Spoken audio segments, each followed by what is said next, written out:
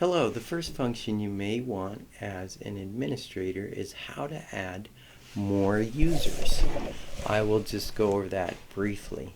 It's under the administration function. You have the users function right here. You click on that and you'll see all the existing users. These are users that are in our clinic, but I may want to add a new user if I'm the administrator. So it's pretty simple. I click the Add User button, and it will put all the information here. So the first is to assign a username. We'll call our new user Connie Counselor. I'm really inventive here. So we'll put Connie as her username. And then her password, we're just going to put, password is actually my password as the administrator, or is the password for the person. So we'll just put password. A good thing is you have these show hides again.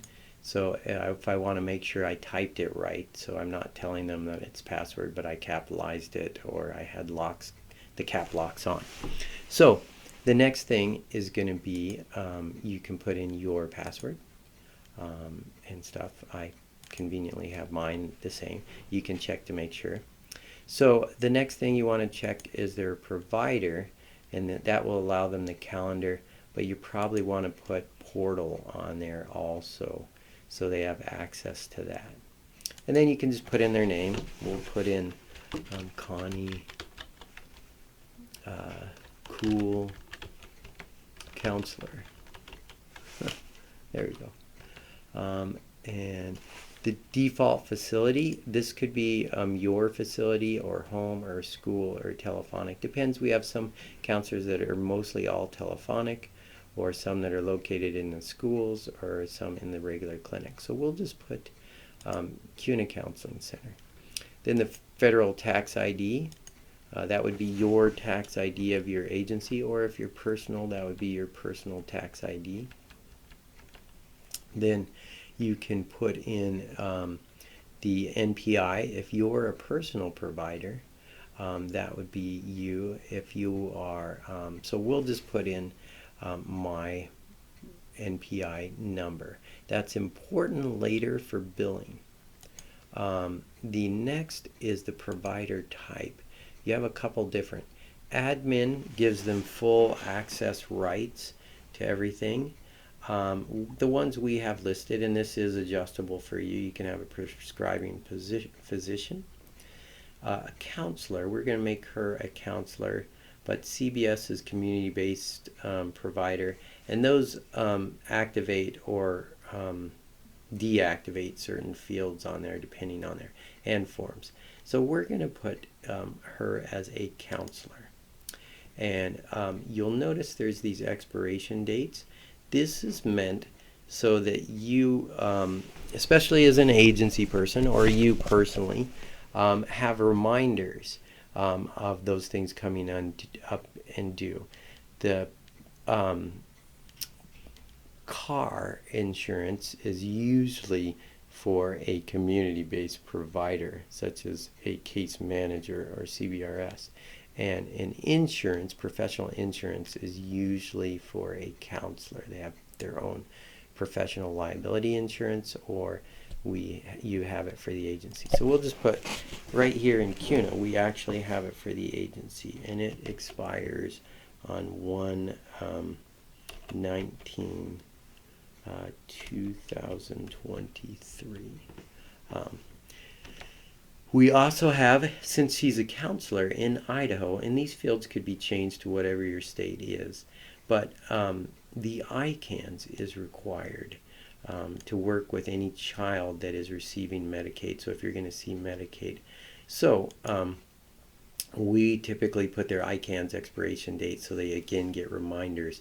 It also will give them warnings as they log in as that's about to expire, and once it is expired, it will not allow them to log in. It will just pop up a warning that says credentials have expired, speak to your administrator. This helps so you don't get caught with billing for a client that the counselor is not eligible to bill for. So we're just going to put in here O1. Actually, though, let's do this. Let's put O2, since today is February. We're going to put the 15th because I want this warning to come up in another video of 2022, our year. These just remain the same. I can talk about those later. Taxonomy code, that you should know. You can talk to your billing specialist, but this actually is the taxonomy code for a counselor. I think it pops up if you put counselor in there. So the next is your credentials. So for a counselor, we're going to make her an LPC, and her license number is 777 because she's really lucky. Here we go. And then it will expire on her birthday. Let's say her birthday is today. So we'll put it as 02 09 2022. Well, we better not do that because then it will give her the expiration that it's. So we'll put it 2023. And again, this gives you a friendly reminder starting at a month out that, hey, your license is about to expire each time you log in. And then should you not change that, then it will send a message that says provider ineligible, or credentials ineligible when they try and log in. This way they don't try and bill without having that license renewed.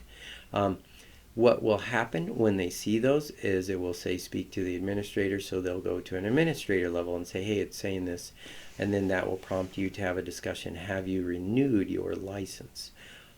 So her job title is going to be a provider. There's providers, program directors, physicians, office managers, front desk. Each have different rights to the program. So that is the basics of how to enter a new user. Hopefully that's very helpful. Thanks, and we'll see you at the next tutorial video.